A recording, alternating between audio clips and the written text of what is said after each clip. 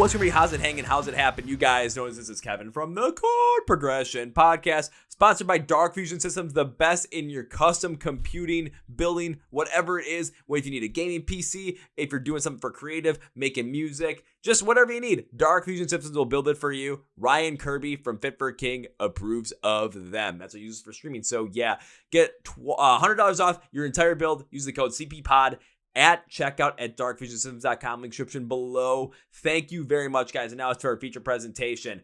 3.5 years ago, we interviewed James from Kill the Lights for the brand new album, The Sinner, which came out during the pandemic. Now, their second album, Death Melodies, comes out on March 8th, and we're right back at it again with him. And this album, we dive deep into it because it's good. Like, real good. You guys ready for the deep dive into this one? Let's go! Yeah.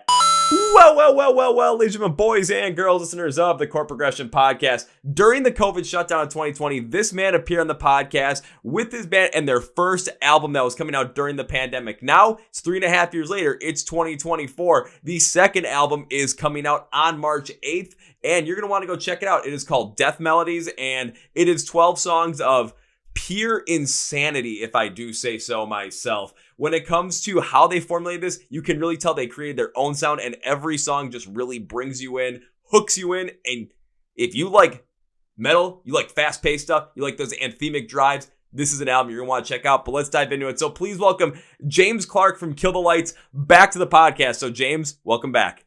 Thank you for having me. Thanks for being on, man. It's been quite a while. Just how has life been treating you the past couple of years? Getting this album out here, just how has life been going, man? It's good.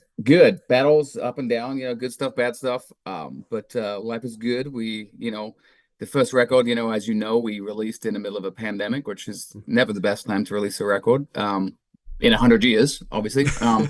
But no, for us, getting that record out, we'd sat on that record for a while, and it was time to put it out. And then we in that time we've been writing, right? So I think we went into the studio this time. I think we had 23 or 24 songs demoed out, and then narrowed it down to what the record is. So a lot of that was kind of figuring out the top 12 and debating through that. Spent a day in an Airbnb, just literally listening through and through, and like figuring out the sequencing and everything else too. So that was a lot of work in itself. But the great thing about it was we had 12 tunes that we felt was super solid, and it was created that whole roller coaster of a ride like we felt happened with The Sinner, but just extended and just kind of stretched out every element of the good that we felt we found in the first one, and I believe we feel we've made a better one in the second. So.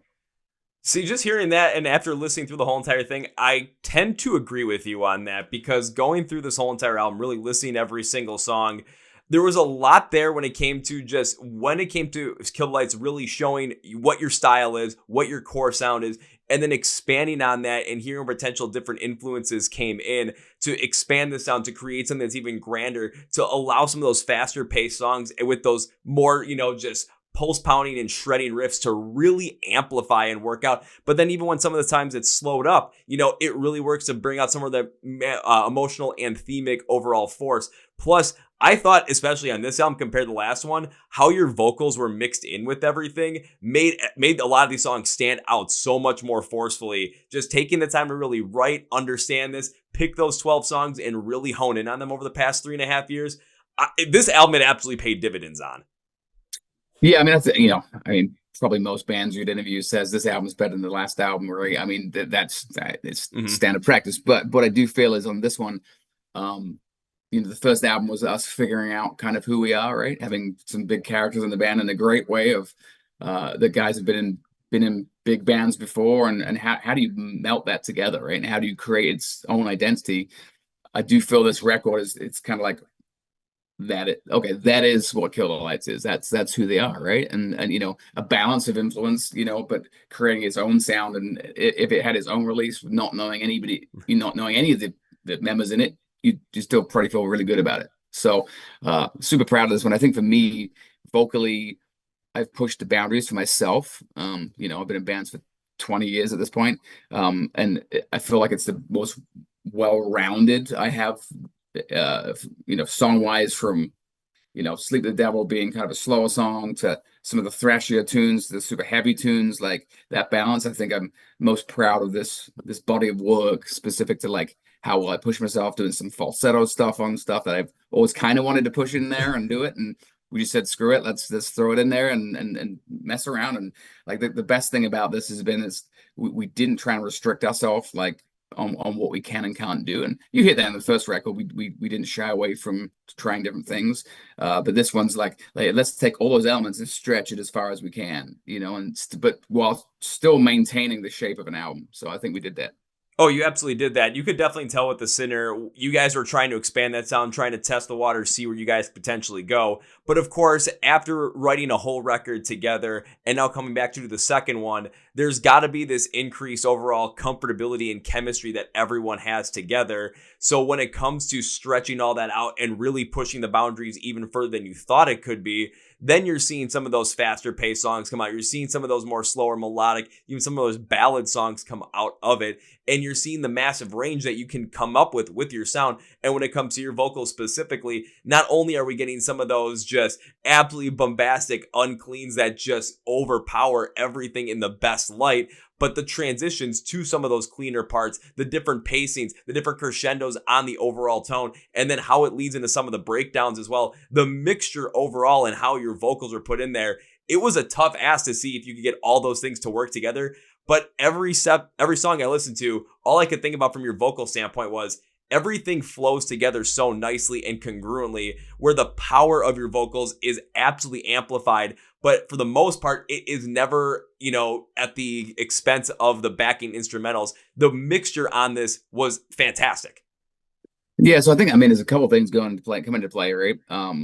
Obviously we worked with Colin Richardson and Chris Clancy again. So we kind of sat down and Chris kind of worked through the pre-produced stuff, right? The demos, and kind of gave it, so we had like a production on a production with it, right? So that was one thing. And Chris was a huge part of the production team and a huge part of producing this time, really, to be honest. So some of his elements that came into play there, us as a band writing collectively in a room this time was a big part of it too. So there's a lot of factors really impacting how we got there, but it was fun. We did most of the record in England at Andy Sneap's place. Andy produced Judas Priest and was also the guitarist for Judas Priest for a long time. So we may or may not have heard some early, more unreleased Priest, which is amazing.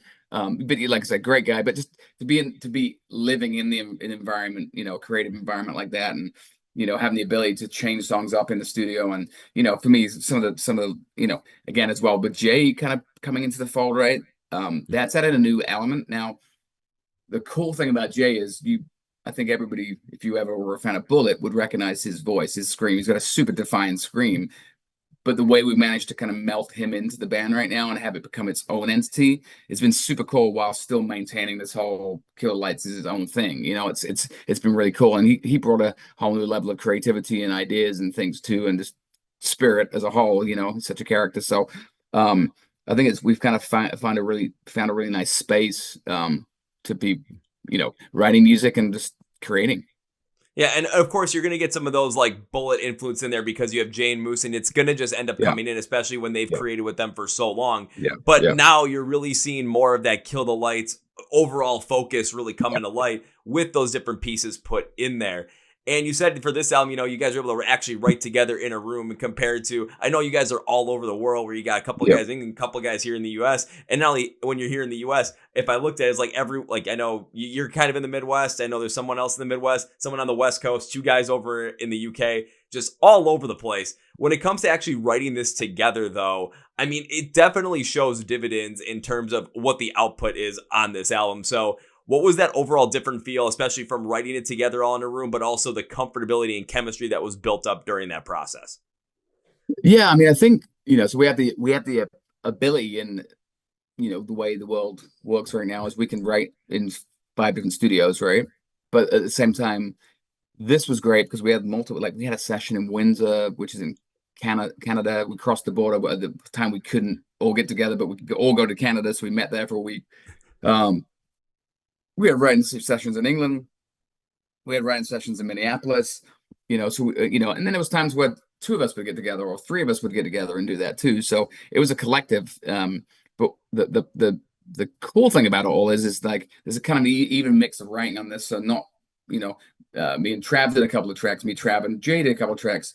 Moose and Jordan did a couple of tracks with Trav. Like it's kind of all over the board, but it was everybody kind of influencing and everybody, and just there was no platform or a guide for what we should write. It's like, let's write a song today. It was pretty free. Like, what are you feeling? What are you feeling today? Like it, and that's always the best. The most creative things come from just feeling pretty free to be able to write what you want. And so I think the album's a good reflection of that. The album definitely is a reflection of that. Again, just I was looking through some of it, and of course the whole entire thing, and just picking out different pieces of like, okay, this definitely has more of that Kill the Lights feel from the Sinner. Now this has a little bit of that like Bullet influence in there. Now I'm seeing some other like Avenged Sevenfold influences come in. I saw some Chevelle influences pop in. I saw some Trivium influences pop in as well. So just being able to expand that sound from these other places and just really create something that is much more creative overall, because you have the freedom to work together, but also work as a couple like two or three into these different writing sessions, try these different things. It really comes out to really getting that understanding of, you guys have so many different places that you're coming from. Your influences are taking over and really coming together really well. And even if you take a couple of pieces out just for one song, when it comes to the writing standpoint, you're still going to have that core there, but you're going to be able to open up and try something completely different that's still going to hit just as hard or hit just as anthemically as the rest. That is what I think was probably the biggest thing on this album, because going through it, of course, I'm always like, let's see what's going to happen. I don't want to go in there with too big of expectations, because then if all of a sudden it doesn't live up to those expectations, I feel let down when it could be a really good album. I went this with no expectations, just trying to clear my head.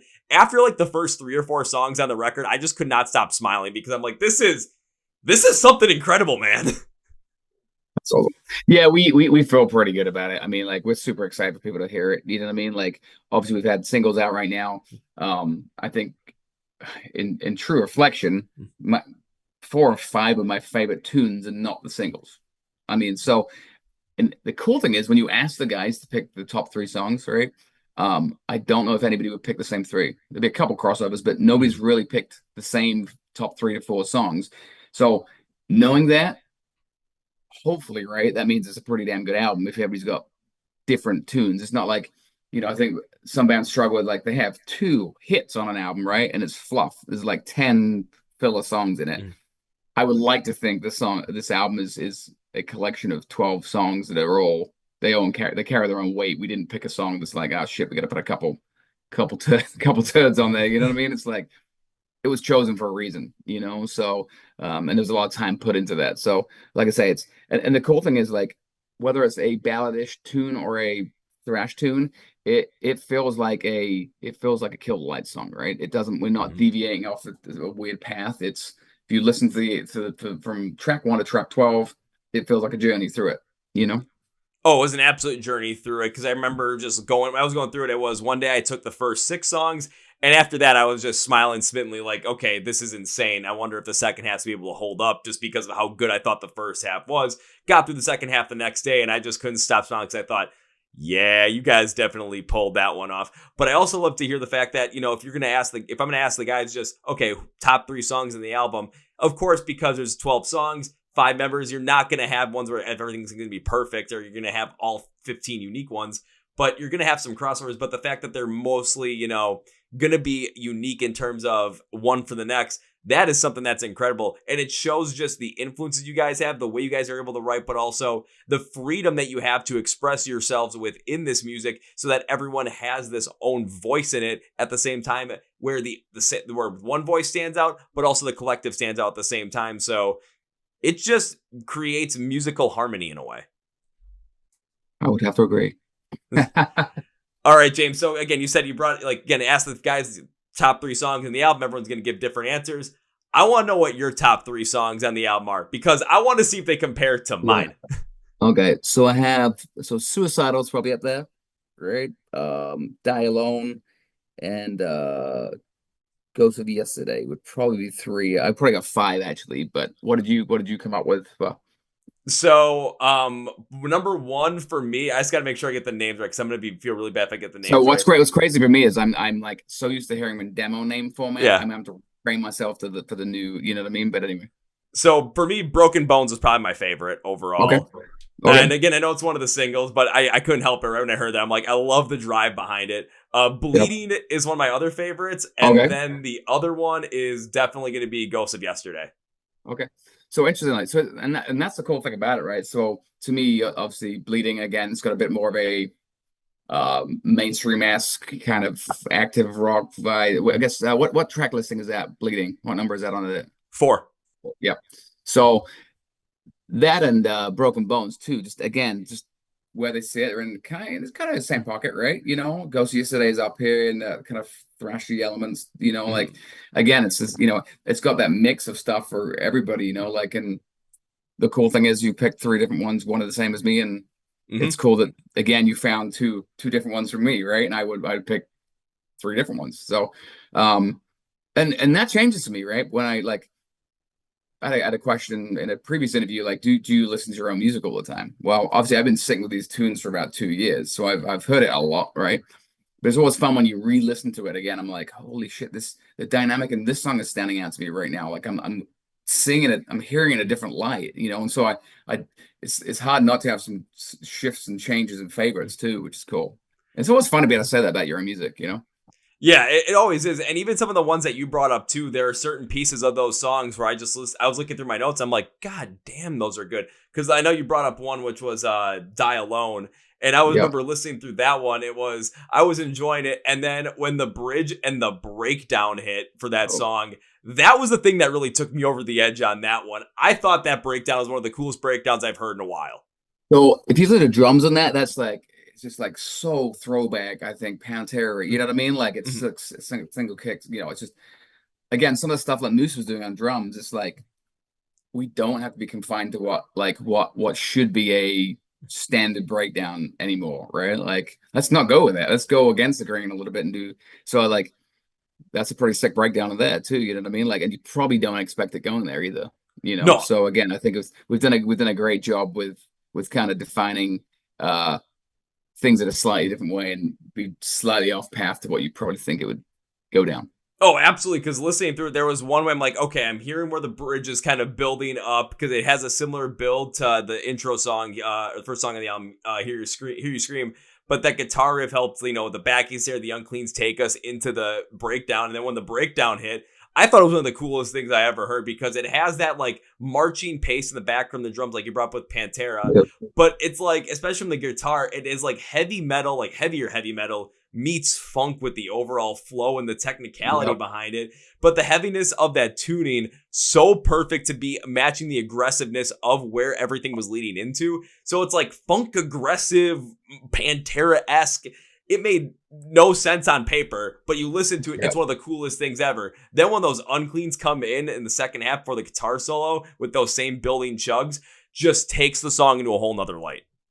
Yeah. And again, like we probably talked about how cool it is for me to play with guys that are stupidly talented in the first place. But that's a dynamic, right? Like I'm pretty, they make me look really good, these guys. So it's a pretty sweet spot for me to be in. But again, it's just having guys like Trav that will pull out this solo out of nowhere or this lick or riff and Jordan with his groove, you know what I mean? Or again, or Moose with, his overall groove and drumming ability in general, right? And it's just conceptually. And what's interesting when we chat about like influence, right? We can have a conversation with Moose about like old school punk, and he'll be able to talk old school punk with you for weeks, right? So it's cool to see where the influences come full circle and come around and where we're all coming from. And I also feel like this album is kind of got maybe a bit more of a hint to a more modern sound, right? But just to make a better shape of the record. We still got like a lot of those thrash influences and metalcore influences and everything else in it, but I think it's just a better written record. I mean, it's definitely coming through that way as well, that I think it's better written. Again, it does have a little bit more of that like modern flair to it, but you can definitely pick up a lot of these older influences that make it sound like there are some classic bits to it, but it all flows so well together. Plus, there were a good number of like guitar solos that were on this record, where when I'm listening to a lot of records now lately, especially the bands I check in on and get to interview, there's not many guitar solos out there anymore compared to the oversaturation we saw from the 70s, 80s, 90s, and so on. And kind of bringing that back to find that balance once again, where it doesn't have to be all, verse, chorus, bridge, breakdown, chorus, outro. You can put a solo in there somewhere and really make it stand out and have this cooler aspect to it and allow the song to breathe in a completely different light while maintaining that heaviness if that's what you're going for. You guys did that a number of times on this album, and that's something that made me smile just to see that happening once again and seeing a band take a chance on that with this heavier style, where in modern times, we're not seeing that guitar solo happen nearly as prevalent. Yeah, I think it's a beautiful texture to have. And if it's done right, it can be brilliant, Like I say, it tended to be like a throwback would be a solo and everything, right? A more modern scenarios, you don't even do a solo, I think, again, it's finding that kind of balance between the new versus the old and what we are. And we're also a guitar-driven band as well, right? With some really talented guitarists that can clearly do that, and it's super fun when they do it, and it adds this whole new dynamic and dimension to a song. So it just makes for a more, I'm not gonna say well-rounded record, but it just makes for an intenser listening experience due to the fact that we're hearing some of those shreds happen. And it just takes us to a whole different place, whole different tone for the song as well, and maybe changes the energy a little bit, maybe brings a little bit more positivity to it, especially when it's on a heavier song and everything is so much more down-tuned and has this more aggressive but grittier tone. Now, here comes a guitar solo, has a lot more of that higher pitch shred. Okay, now we're taking the emotion, maybe bringing some more positivity to it, maybe bringing a little bit more light to it, or maybe bringing more energy to it to break past whatever the song's overall meaning is about. There's something there that you guys were really able to hone in on, and it worked on a good number of these songs as well. But the best part about it, again, is you didn't rely on that for every single song. There's a couple of them that have that, but there's a couple of them that just have a little bit more of a different pattern behind them, where they don't use guitar solos at all to just keep amplifying up more of the aggressiveness or more of that flow, or even some more of that like ballad anthemic style that you guys were going for, again, depending upon the song. Yeah, I think it's all about dynamics. So when we went through and picked the 12 songs, it was really about creating we always talk, some of our favorite records are the ones where I think it's become more of a singles kind of world now, but my favorite records are the ones you can listen all the way through, and it's just kind of a bit of a journey, right? So with Death Melodies, the lyrically and just conceptually, it's around having life's journey, whether it's ups, downs, goods, bads, struggles. It is that journey, and we wanted the way the songs feel to kind of be intense, but allow you to breathe, right? Give you some space to kind of absorb and take it in, and then hit you again, kind of thing, right? And I think, why that's what we did, and that's our intention. And it did do that. As you roll through it, you get that feeling that you're going through a bit of a journey, Oh, you definitely get that feeling that you're going through, because of course you get to, song number 3 on the Broken Bones, you're going to have that faster, intenser pace, just more upbeat kind of song in terms of aggressiveness. But then all of a sudden you go to something like Bleeding. Now, again, you're still going to keep some of that energy going, but it's going to be a little more on the anthemic drive of a little bit more of this somewhat radio-friendly style of a hit. But it's going to keep that overall flow and dynamics continuing on while being more of a, sponge, or not a sponge, more of this, ability to stretch out and try different things and go into different emotional topics. But then all of a sudden you go to Scapegoat, you get back into the faster pace stuff, you really get to kick up on it. But then as you go through the album, I know I got to make sure I get the name of it right, because I don't want to, you go to Sleep with the Devil, and now you get something that's a lot more melodic, a lot more ballad-like, especially from the beginning.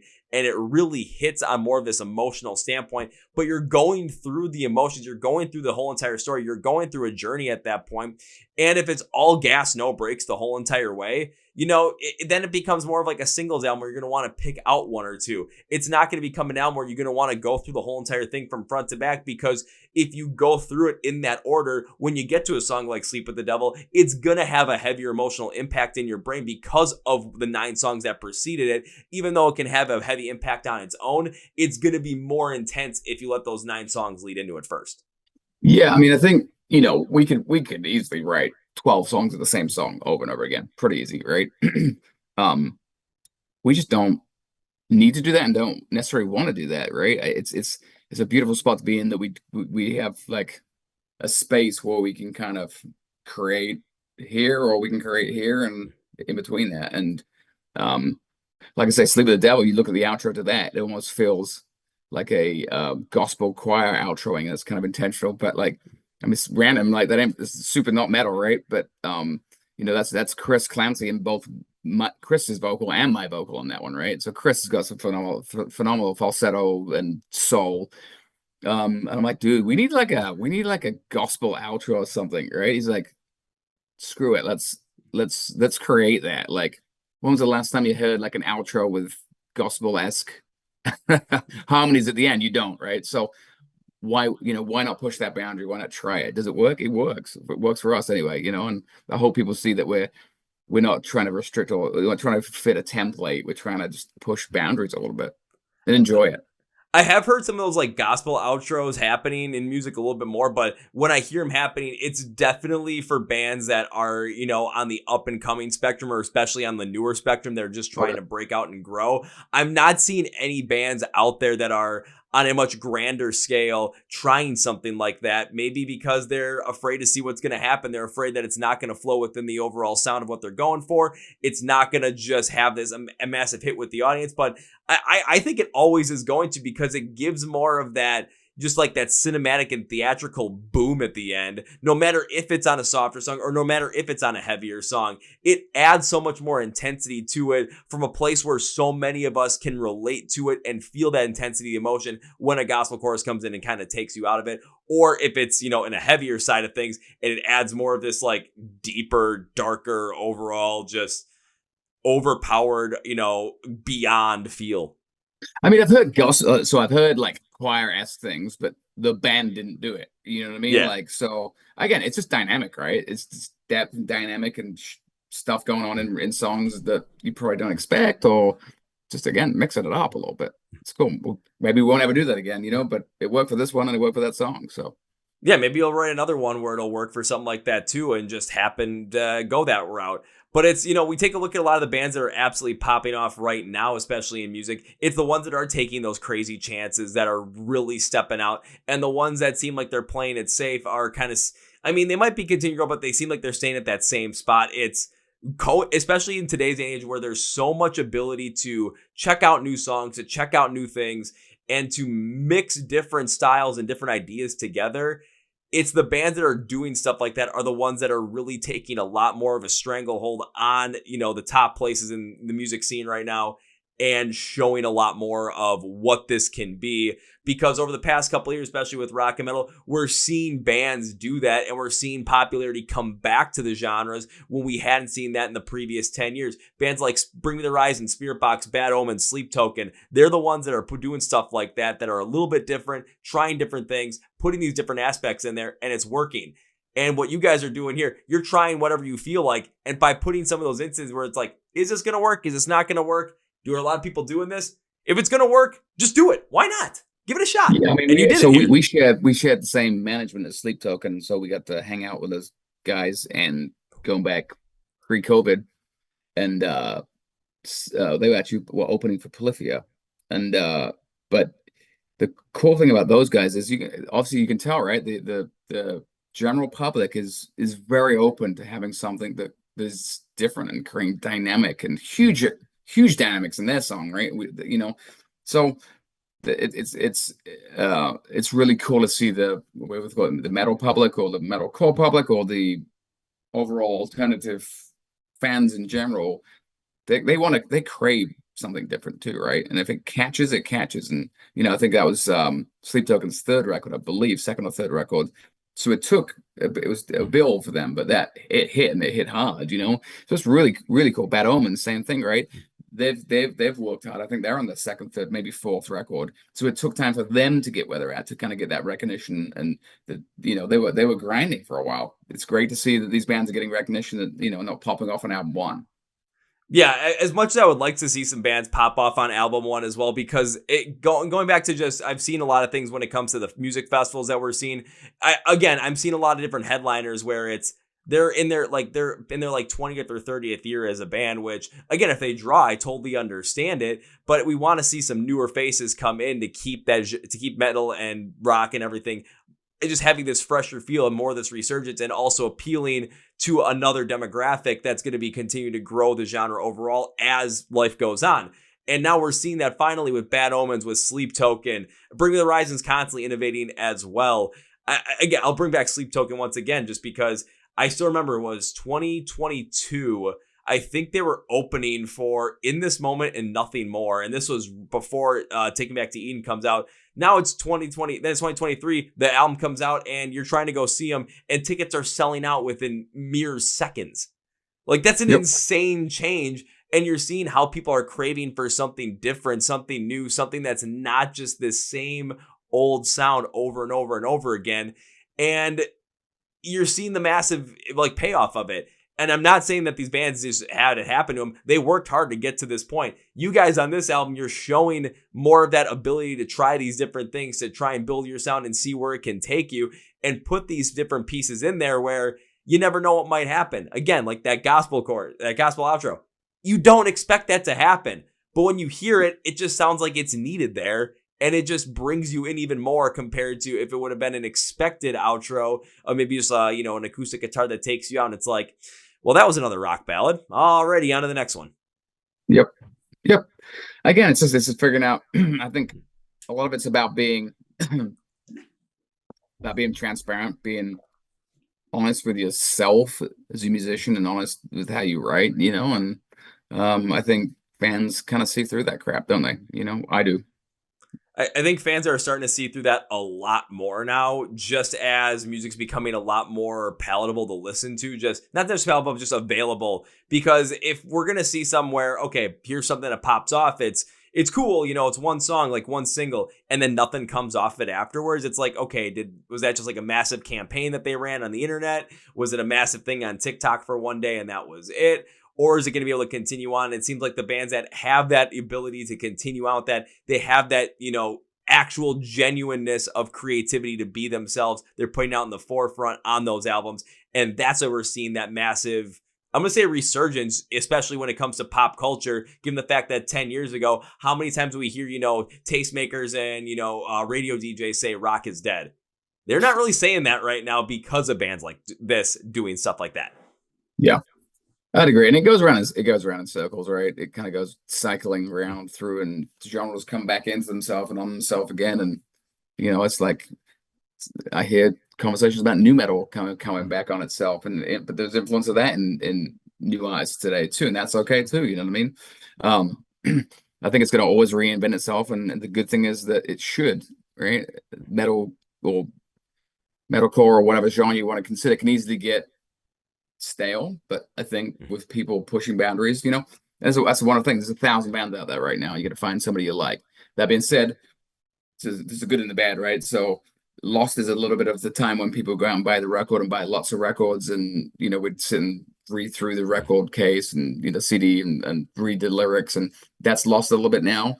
But that's the time of big budgets and big rock stars. Now is the time of you could be a guy on your laptop in your home studio and you can blow up, right? So it's a wonderful space to do it, but there's also 1,000 others of those guys doing it. So it's saturated that way too. So while you create some awesomeness through that, you lose a little bit too. So it's a tough market right now. It's a tough market where it's fantastic that the barrier to entry now is a lot less, or maybe even non-existent at times, based on what people can do with social media, with their computers, just getting out there and uploading their stuff to Spotify, Apple Music, whatever it might be. So the ability to get out there is easier, but the ability to be discovered essentially is even harder, because there's so many other people, because when you're searching stuff up, it's not easy to find some of those smaller artists that are trying to get going. Or like you said, people used to go out, they used to go buy these records consistently. And at that point in time, when you bought a record, you made an investment in that sound. You wanted to get the most you could out of that record. If it was a great record, you listened to that over and over and over again. If it wasn't that good of a record, though, then you kept going through it to try and find something maybe that you like, because you dropped $10 on the CD. You wanted to be invested and you put money into it. Now, when it comes to streaming, I mean, you're paying like $7.99 a month just for the whole entire service, And if you don't like a song, you can quickly skip out of it, and then you'll never go back to that artist again just because you didn't hear something that you were a fan of for 5 seconds. I think people skip after 15 seconds. That's how quickly people skip these days, but like you say, I would force myself to get into a record. Not that it was work, but I would give it a wholehearted attempt to really want to love it, you know what I mean? Which would involve me listening through a record 10, 15 times before I decided that it wasn't a good record. But like I say, the cool thing is we're in a single space right now, and bands have the ability to put out one single and get some very good exposure and do some great stuff too. So it's a crazy interesting time. It's a crazy interesting time, and I love the fact that bands are able to do something like that. But again, when it comes to having, you get one single to pop up, you get that mass exposure, that's great. But you got to build on that. You got to keep that up, because all of a sudden it's, you get that 1 year where all of a sudden, oh, they had the big hit, the one hit wonder. And then the next year you're completely on the bottom just because that one hit, it's a year old. It's over. It's done with. And someone else has come along and done the exact same thing in terms of that build that rise up because a certain song hit in a certain space. Yeah, I mean, for us too, it's like, after this record, like we're already thinking about next record. We're already thinking about writing. We've got some demos done, and it's important to continue writing. And we're looking forward to, we've got a European tour coming up, so we're excited about that and getting in the same space to be able to write again and be inspired by those experiences. So I think it's just continue to go through and push and work, and again for us, it's hopefully we're gonna have some content coming up quickly again, and this again, we wrote 24. There was a couple extra recorded specifically, so we've got content, which is great. It's gonna be maddening if all of a sudden Death Melodies drops on March 8th, and then in September, there's more new music coming out from you guys. It's just gonna be like, it ain't. Where did that happen? It ain't. It's gonna be a hot minute. It's gonna be a hot minute, but like I say, the main thing is we are gonna be we've got versions of stuff and cool stuff to really, so it's not there's no new music in the forecast. I'm excited about the fact that like we're already working on album 3. That's the exciting thing. And you never know when that stuff's going to be ready. But then when it comes to Death Melodies too, it's over the course of the album cycle, over the course of the release, and then over the course of 2024, what other pieces are going to come out of it? Maybe if there's a track that you guys had recorded from one of those 12 that didn't make it, that just, okay, put something out that there, because why not? Maybe as a deluxe piece, or maybe as a single that, hey, check this piece out because it fits in with the whole entire album, or fits in with whatever you guys have going on at the moment. It allows for that expansion overall as well. Plus, the way that the internet works right now, I mean, you can post up on TikTok, Instagram with Reels, do something on YouTube, whatever it might be. You can get creative with it to really turn something around and just take the song and kind of give it a whole new life just based on a different piece of performance art. Yeah, so many dimensions right now, so many spaces to do it, and so many bands that are, getting notoriety from a single that they released 6 years ago that got picked up from a 20-second clip on TikTok that now has got 7 billion views, you know what I mean? But making, like, Skindred would be a good example, I've always been working their ass off, right? UK band, but working their ass off for 20 years now, and TikTok recently is really it's projected one of their old singles again, and they've always been doing club style stuff, but it's given them the ability to do some arena stuff right now. What a great space that has been for them, right? They've always been doing it for a living. They've always been playing club shows with 1,000 people at the shows, but TikTok did it for them, which is amazing. It's wonderful. Yeah, another example that would be Pierce the Veil with King for a Day, where again, when King for a Day came out, it was a big song in the scene at that point in time. And then Pierce the Veil didn't release anything for 7 years between 2016 and 2023. But in 2022, when they were coming back and they were starting to play more live shows, then King for a Day popped off on TikTok. They went out and toured with I Prevail, with I Prevail being the headliner, and Pierce the Veil ended up being the biggest draw on tour consistently every single night. A lot of it was because of the resurgence of that song on TikTok. You never know what might happen. You might get a song off of the Sinner that just pops off on TikTok because someone picks up on it, makes a video about it, and then it just gets put in the algorithm, gets put in the zeitgeist, and it takes off in culture. You never know. And it's crazy about Pierce the Veil too, because it's like, the resurgence is great to see it, right? I'm like, I think they're doing an arena tour in the UK. I'm like, wait a second, they're an arena band? They are now. So there we go. It's great. Yeah, and again, it's we're seeing bands that haven't been around for 30 years that are popping off of this. We're seeing bands that some of us had known since the late 2000s, early 2010s, that they're finally getting the recognition that we always thought they should, and it's a beautiful thing because we're just seeing the increase overall in music, especially the stuff that we like, but also what it can influence the next generation musicians to not only create but also experiment with. Yep, good stuff. It's great And stuff. It's great stuff. We just got to keep it rolling. Well, when it comes to Kill the Lights, though, still now with Death Melodies coming out March 8th, I always got to plug that once again. What else on the agenda for 2024 for you guys? So obviously, yeah, we've got the European tour coming up, starting in April. Really excited about that. We hit like five or six countries. Again, looking towards the summer.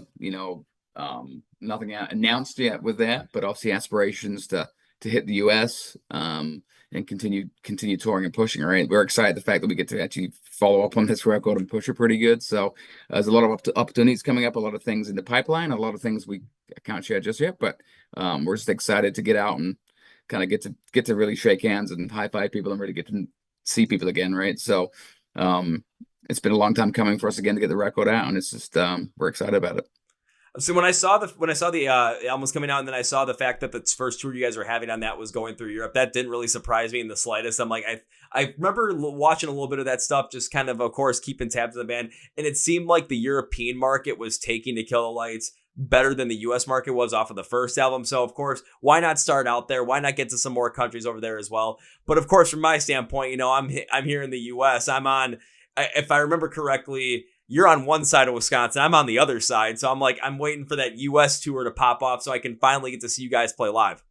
So, I mean, there's a lot of logistics and kind of behind the scenes stuff that goes on with that. Like, so to us, I would say actually, though, we have just as much interest in the US, right? So if we look at the press we're doing right now, there's probably more press in the US this time versus a Sinner. So, the interest is there. It's also timing and correct tours and correct spots and can we do this tour at this time kind of thing. So I would love to think that I do firmly believe that there's equal interest here. Now we're probably considered UK based band, right? With where we're at, we kind of split, but yeah, it's interesting. There's been 3 times more press for the US this time than it has been the UK. Last time there's 3 times more press for the UK, and we haven't stopped doing press for weeks right now. So it's exciting because people are vibing with it, right? And people connecting with it. So I kind of hope is that we kind of get the exposure more in the US this time, and it kind of leverages, I'm a US based label specific,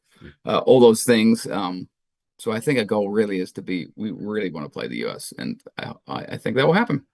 I mean, I hope it does happen because, again, whenever I have bands on the podcast, guests on the podcast, I always want to see them perform live if I can, just because I love seeing live music. It's one of my favorite things. Of course, if there's going to be a band that's going to induce one hell of a mosh pit, I'm always going to be partial to that because I like to go smashy in the middle of those things. However, it is incredible that, you guys saw a lot more press from the UK compared to the US on the first album, and now it's essentially flipped over for this one. So it kind of gives more of that potential where not only can you be like, okay, I've seen bands where they have a much bigger following over in Europe versus the US and vice versa as well. That's what happens when, there's a big giant thing called the Atlantic Ocean separating the two entities. However, it's cool that you guys, it's finally like that balance that's happening here, especially in press. But now let's see that balance happen when it comes to the album releasing and the fans listening to it. Yeah, I mean, we talk about it all the time, and we had a good conversation on our label today. It's like, if you look at the requests we get personally and everything else too about where we should play, it's as much, if not more, US. So something's going right that way and people are getting exposure to it. So we're pretty excited about it.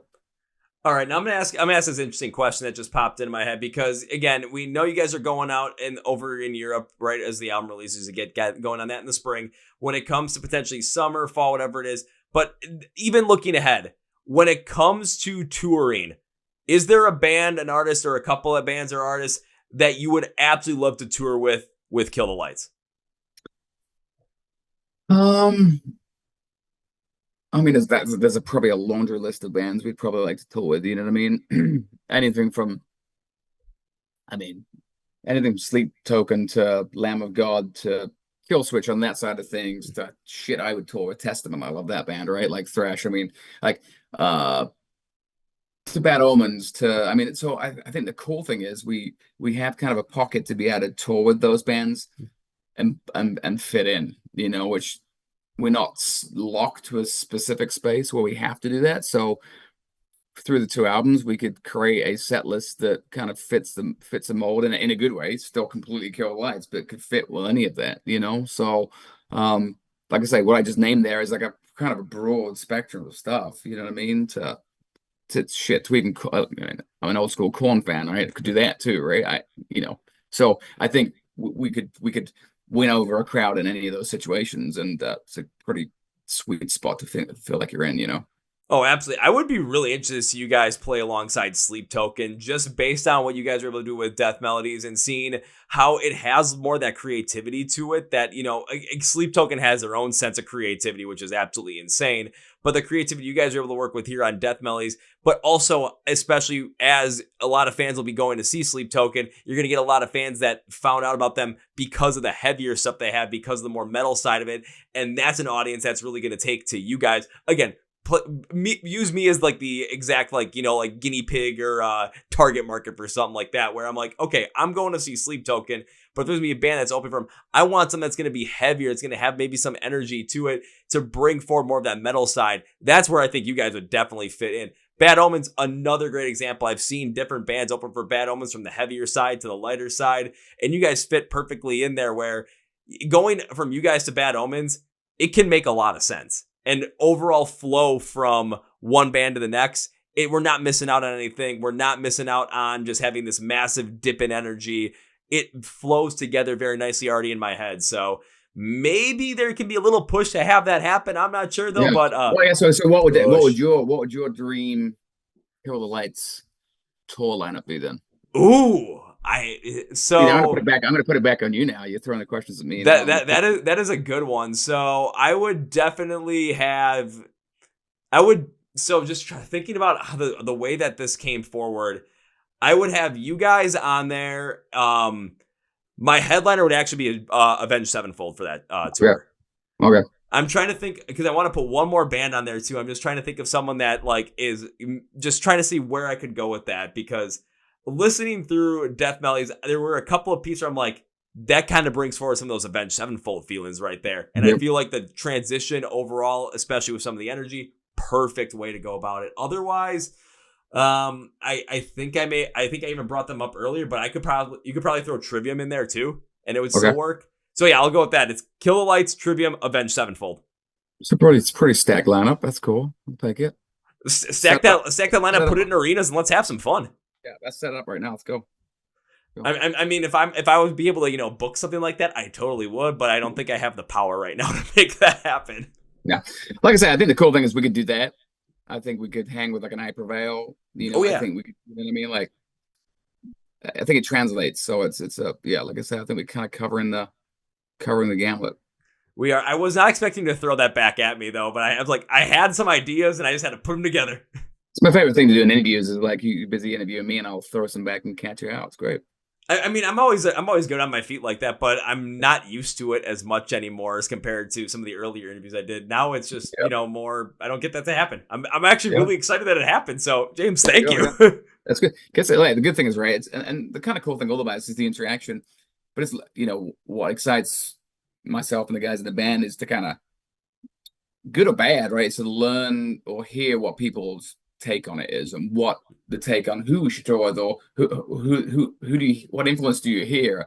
All that stuff is and it varies, and favorite songs. What's your favorite song? Like your three today is different from the interview you used to have. That's only had 2 or 3 different ones. So which again, I think we're doing what we need to be doing, and it's impacting and touching people, so.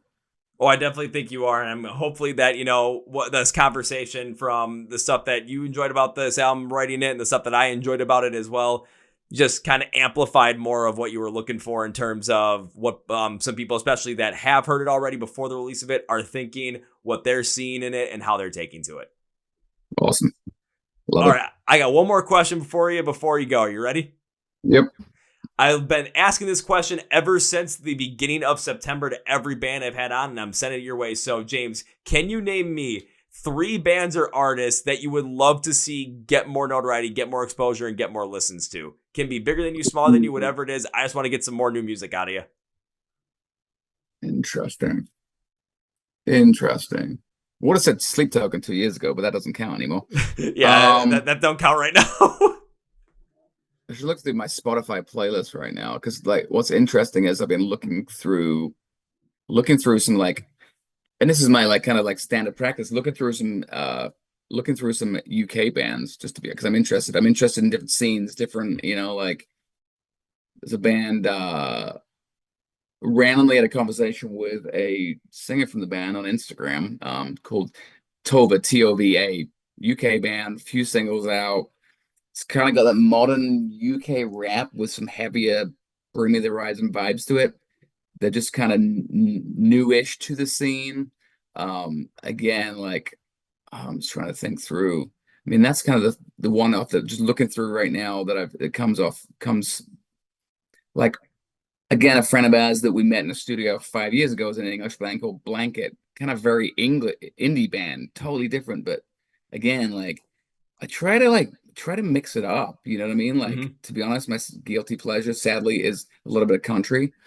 And so but again, part of that is just inspiration through like lyrical content too, So I would I'll even reference one here, which is completely different. It would be let me see. Cody Johnson is a country artist, right? But there's some really cool, like lyrically, there's one called The Painter. It's specifically about his life with his wife and kind of the kind of color that came to his life after he met her, and it was black and white. Again, lyrical content, kind of absorbing that like a story. But so for me, it's just it's a mix of things, and like my musical listening is so broad and wide and different, and it's based on mood and feelings and everything else too. So I am a huge metal guy. That being said, but yeah, just a couple. That's just a couple randoms right there of 2 UK bands that are kind of underground bands right now. Mostly unsigned and just kind of getting a little bit of exposure. So, and the cool thing is, as we work through and are looking at bands to open the tour as well, we're getting submissions. It's really cool to see some of these up and coming bands right now too that are pushing through and changing dynamics and shaping the new next wave of what music is. It's really cool. I think that might be a little bit.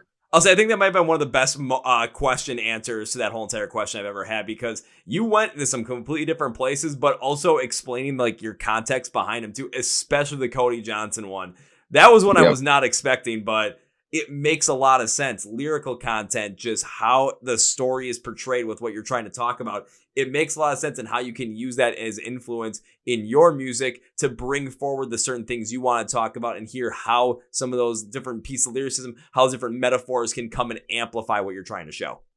Yeah. And I think, if you ask the guys in that band too, you'd probably get 3 very different mix of bands too. Like I was digging deep into some old school punk, but also new school punk recently too. That's a genre I love as well. You know what I mean? And kind of also finding my old, like going back to, if I would go back to like even early school rap rock, which would be kind of Downset, which band not many people have heard of band Downset, but this is pre to like as just Rage Against the Machine are coming out, and this is pre Limp Bizkit, like bands that are in that realm too. It's just like it's kind of fun to go back to your old roots and find stuff that you used to love. And like a punk band Propaganda, like gotta listen to that, like some of that old hardcore stuff hardcore stuff I used to listen to. So it's fun to kind of re-explore that and like draw kind of influence from that too, right? So taking the old and the new and kind of blending it together. And when I'm writing, even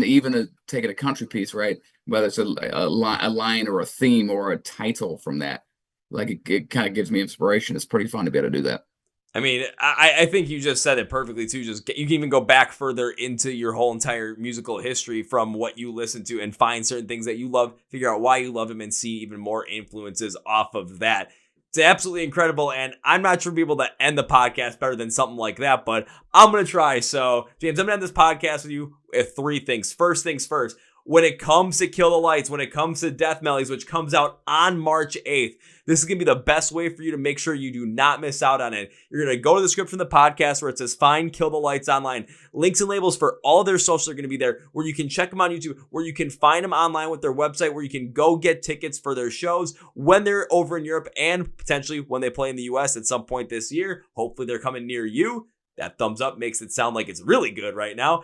And also go pre-save the album, pre-order, get some merch, whatever it's going to be, all down in the description of the podcast for you. So I'm being your personal Google on this one, so don't let me down. Now it's time for number 2. And the last minute of the podcast, I remember making you a promise that said, when I get to see you perform live for the first time, that first round's on me. Well, it's your second time on the podcast, and I have not seen you perform live yet. So it's two rounds, baby. It's 2 rounds.